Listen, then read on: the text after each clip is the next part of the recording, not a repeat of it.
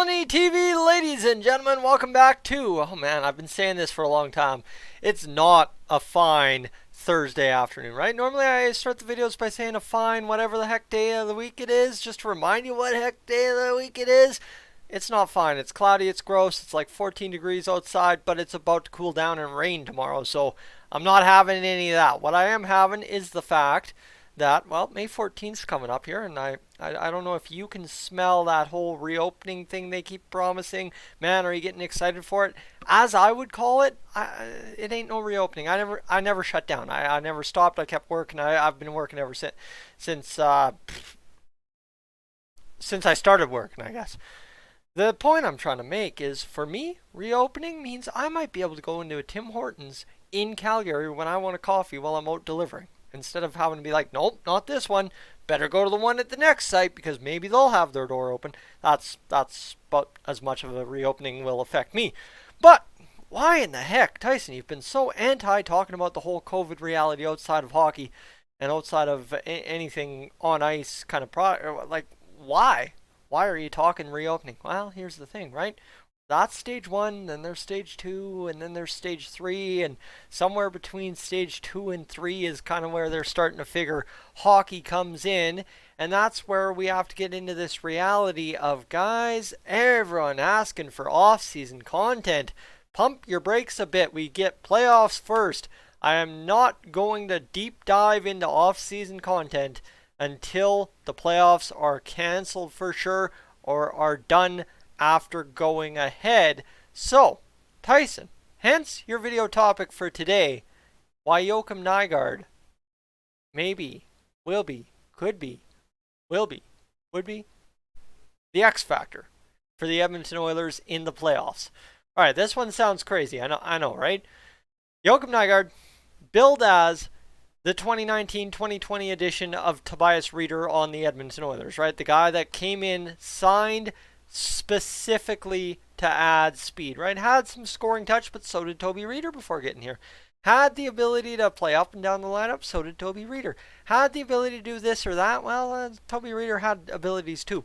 But here's the thing, Joakim Nygard came in and, well, he got injured pretty early into the season. He got injured, I think, 4 or 5 games into the season with those ribs, I believe it was, and now it's a hand injury, and he's only combined played 33 of the Edmonton Oilers, I believe it is 71 games this season. Hold on, how many games has Leon Draisaitl played? 71. The Oilers have played 71 games.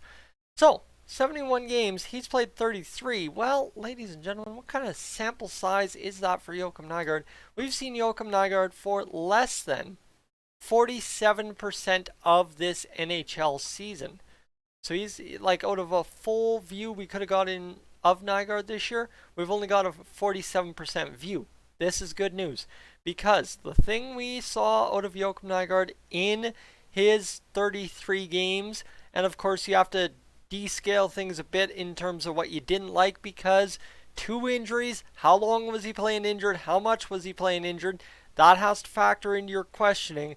Well, 9 points, 3 goals, 6 assists, some nice plays with Gaetan Haas, starting to mesh with Sheehan and Archibald and finding a role up and down the lineup, and can really, you know what, he had an impact everywhere he played in the lineup. So, let's figure this out, right? How does that factor into being a playoff X factor? Well, a couple of things, right? Joakim Nygard in a heavier game. That's traditionally what the playoffs become. No matter what the landscape of the NHL looks like year to year, the playoffs become a heavy grind. They become a heavy game. It's all tight checking, this, that, and the other thing. Well, Joakim Nygard showed some brilliant flashes. And in fact, hold on. Can I just go over and check something here? I just need to refresh my memory. Yeah, how about this? Joakim Nygard beats Connor McDavid in Oilers' fastest skater competition.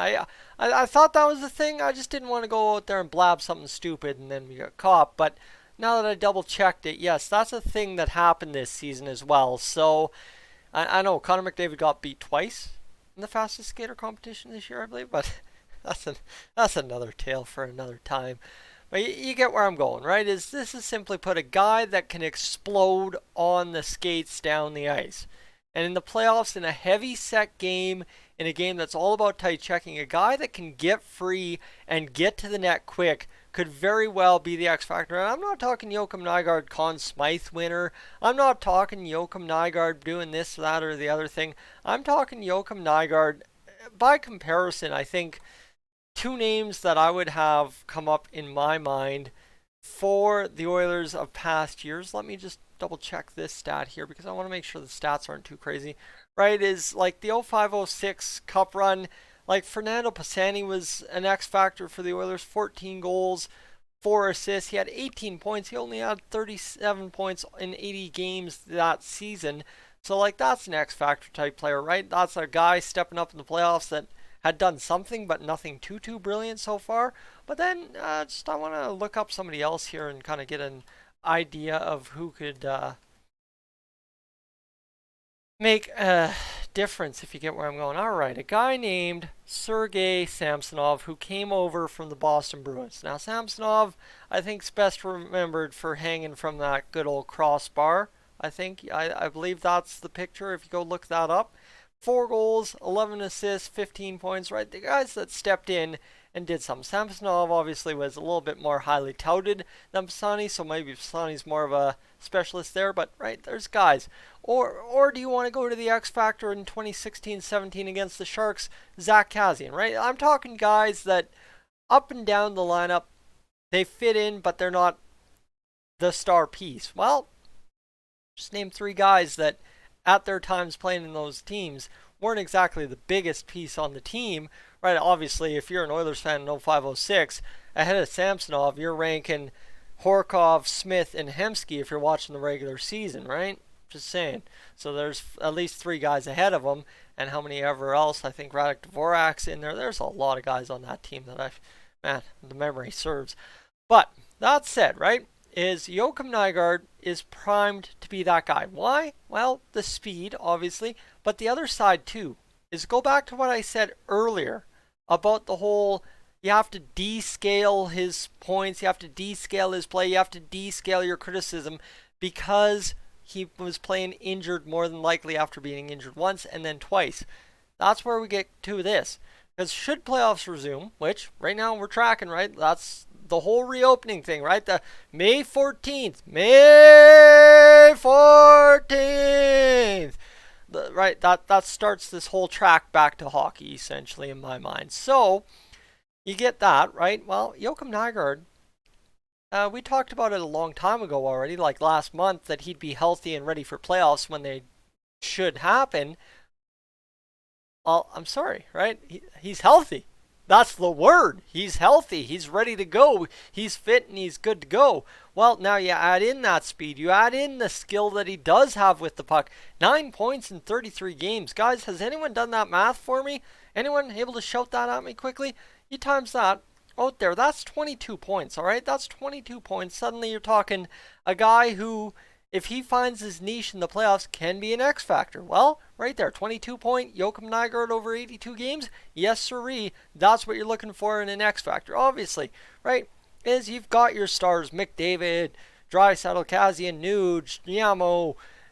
You've got it. You're gold. James Neal probably scoring a couple greasy power play goals because it's a hard grinding game down at the net, and he's a big man who can push people around.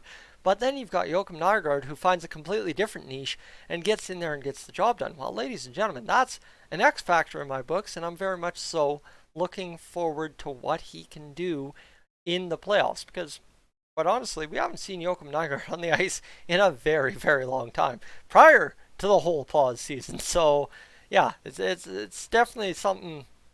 If I'm a betting man, I'm going to be sitting here and putting a couple of dollars on Joakim Nygard to have a very, very good playoffs for the Edmonton Oilers. Now that I've said that, I've cursed him and he's going to get injured and blah, blah, blah. Now, hopefully I've put the anti-curse on and we're good to go. But you get where I'm going, right? Is a guy that hasn't had any press for a long time because he hasn't been around for a long time, is definitely a guy I think would be a sleeper to get in there and do a lot of damage for the Oilers, especially, right, considering you're going to keep Draisaitl Hopkins together on the second line. Well, Joakim Nygard, he's seen some top line time, and you can't tell me with a James Neal on the other side or a Zach Kassian that they couldn't figure some good stuff out in the playoffs to roll with Connor McDavid. Ladies and gentlemen, that's where I'm going to leave it. I'm going to let you chew on that a little bit of playoff talk, eh? May 14th? May 14th? Am I, yeah, you sold? I don't know. Is what it is. Guys, I'm Tyson. This is Dolynny TV. I will catch you in the next one.